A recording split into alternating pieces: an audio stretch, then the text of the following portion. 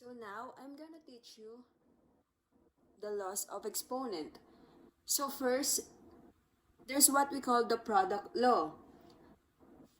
So when multiplying like bases, keep the base the same and just add the exponents. So again, this one is what we call the base. And this is the what we call exponent.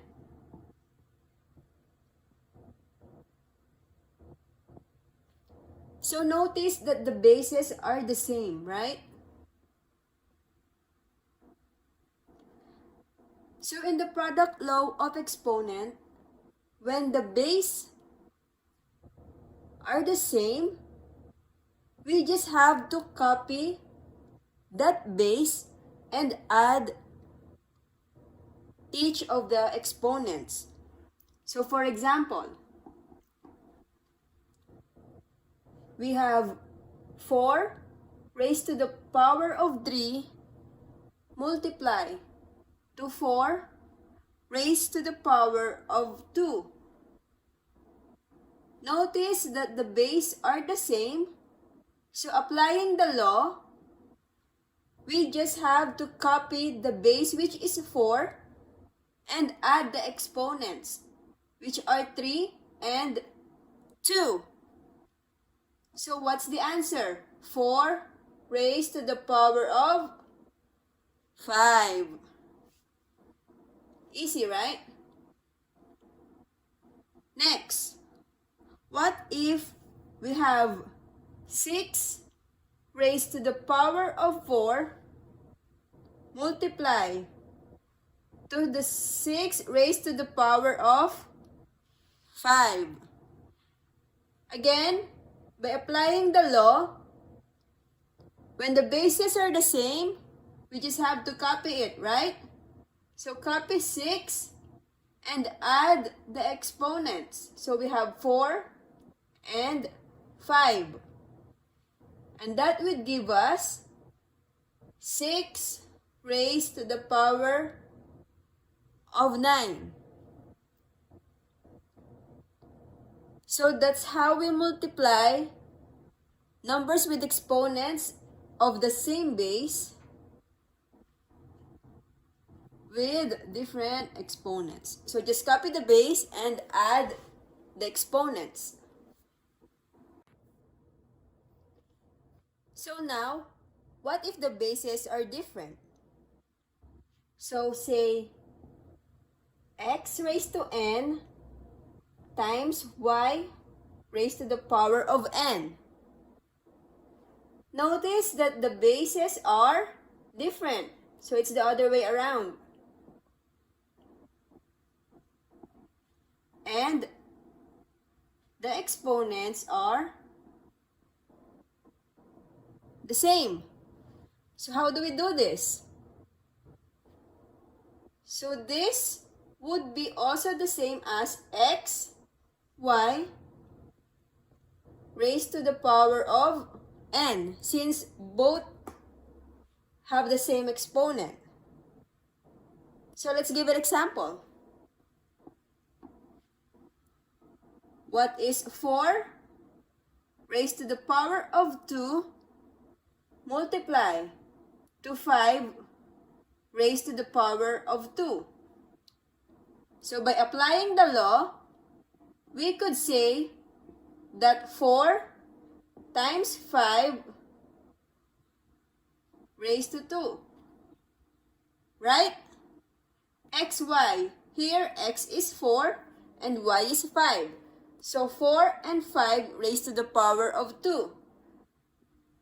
So 4 times 5 is equal to what? 20, right? Raised to the power of 2.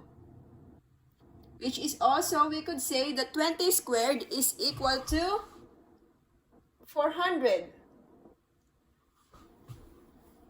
So let's prove it. 4 squared. What is 4 squared? It is 4 times 4, right? What is 5 squared? 5 times 5. So what's 4 times 4? 4 times 4 is equal to 16. How about 5 times 5? 5 times 5 is 25. And so, simplifying this, what is 16 times 25? It's 400, which is equal to this, right? They are both the same. So this one is easy, right? Easier than this. This is the simplified version. So just combined 4 and 5, and since they have the same exponent, we could apply the law. 20 times 20 is 400. Why 400? 20, 20, copy 2 zeros. 2 times 2 is 4. So that's 20 squared. 20 squared is equal to 400. So now let's move on to the quotient law of exponent. So, for example, x raised to power of n divided by x raised to the power of n. Notice that the bases are the same, but the exponents are different. So how do we solve that? So again, like from the product law of exponent, we just copy the base. Anytime you see that the base are the same, it's easy, right? Just copy the base. And since they have different exponents and it is division, we just have to subtract the exponents. So the numerator's exponent minus the denominator's exponent. So how do we apply that? So for example, we have 5 cubed divided by 5 squared. They have the same base, right? And the base is 5. What are the exponents? So, numerator first and then the denominator's exponent. The answer is 5 raised to 1. So, any number raised to 1 is the number itself. So, 5 raised to 1 is 5. So, this is the answer. So, next, if we're given 11 raised to the 4th divided by 11 squared. Bases are the same, which is 11, and different exponents, so just subtract them again, giving us 11 squared, which is equal to what? 11 times 11 is 121. Easy, right? Now under quotient again is when the bases are different but the exponents are the same. So when we say x raised to m over y raised to m, we could also simply say that x over y raised to the power of m. So let's give an example. So different bases but same exponents. So when we say 8 squared divided by 2 squared. So again, notice that the bases are different but the exponents are the same, right? So by applying this, we could say that 8 over 2 quantity squared. So 8 divided by 2 is 4. 4 squared. What is 4 times 4? 4 times 4 is 16. Next example. So when we say 25 to the fourth over 5 raised to 4. So bases are different. Again, same exponent. 25 divided by 5 is 5 raised to 4. What is raised to the fourth? 25 times 25 is 625.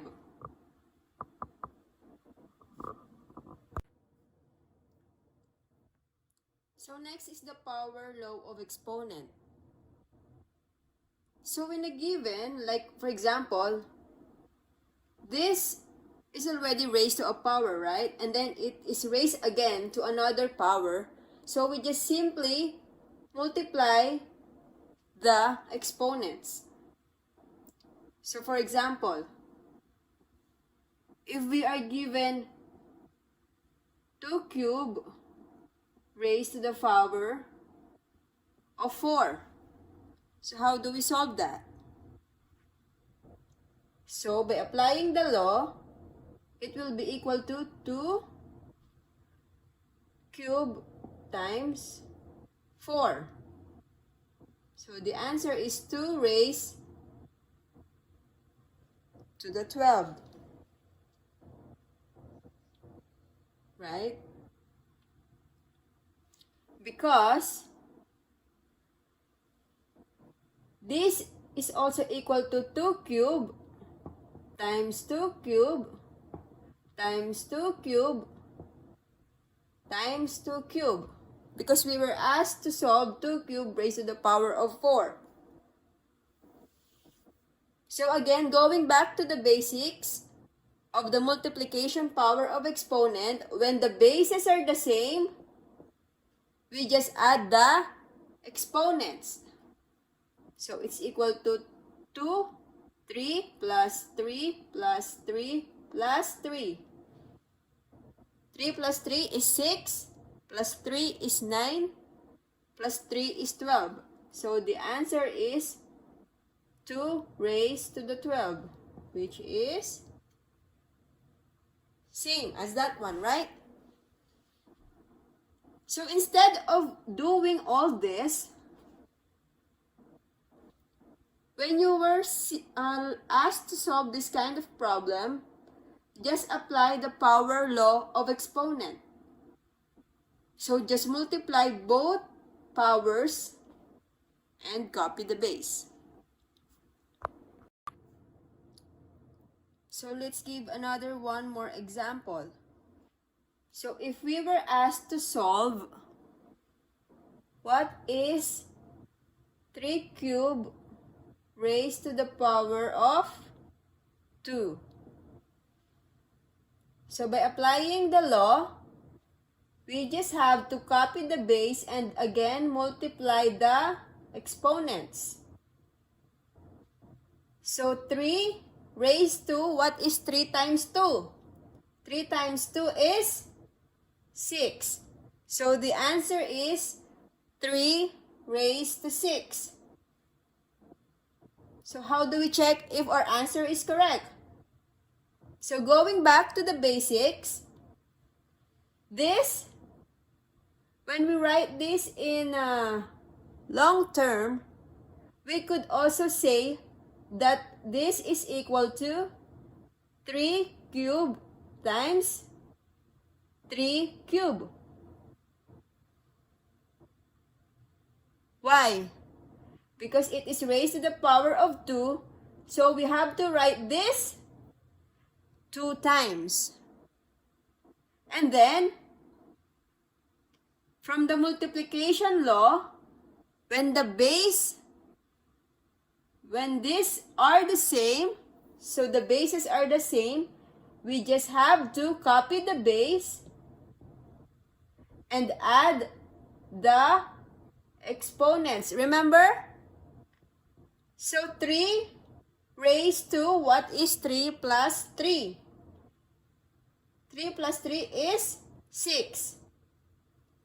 So our answers are the same, right? But which is more simpler? This one, right?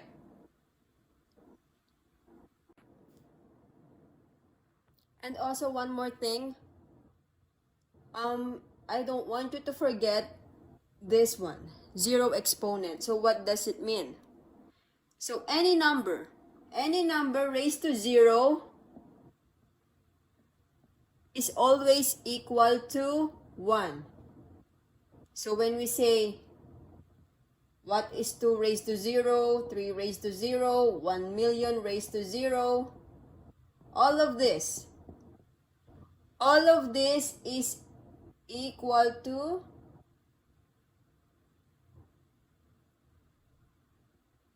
1. And also, we have what we call the negative exponent.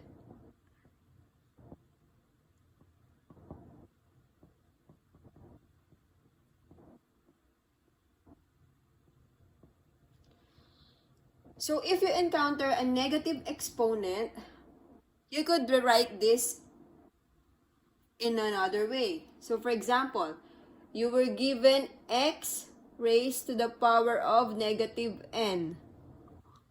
So what's the other way of writing this? So you could say that this is also equal to 1 over x raised to n. So if you see something like 6 raised to negative 2, or 3 raised to negative 3, or 4 raised to negative 2, you could write this as 1 over 6 squared. You could write this as 1 over 3 cubed. And you could write this as 1 over 4 squared.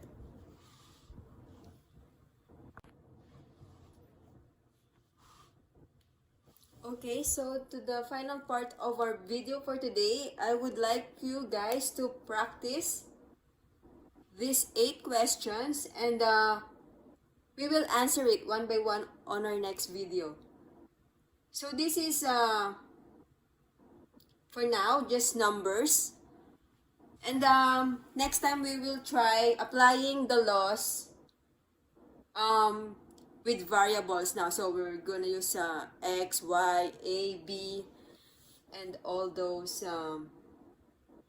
variables. So for now, I just like you guys to understand first the purpose, like what is it's all about. So once you know the basics, when we go further, when we go deeper, you won't be confused. So we will do it slowly. And I'm gonna upload the answers right away on our next video, and we'll give you more examples about it, okay? So I hope you guys learned something from me, and hopefully you can apply this to your school, especially right now. Most of you guys are studying from home. So yeah, that's it for now. So have a great day, guys. So see you next video for the answers to this, okay? Thank you for watching. Bye-bye.